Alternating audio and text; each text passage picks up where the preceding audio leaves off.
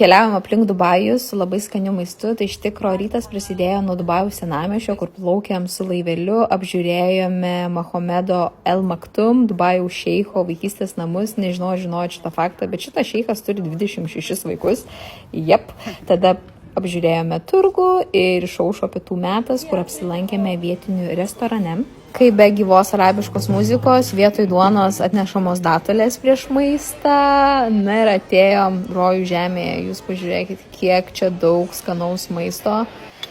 Tiesiog, aš iš tikro dievinu vidurio rytų patiekalus, tai čia buvo visiškas orgazmas burnoje.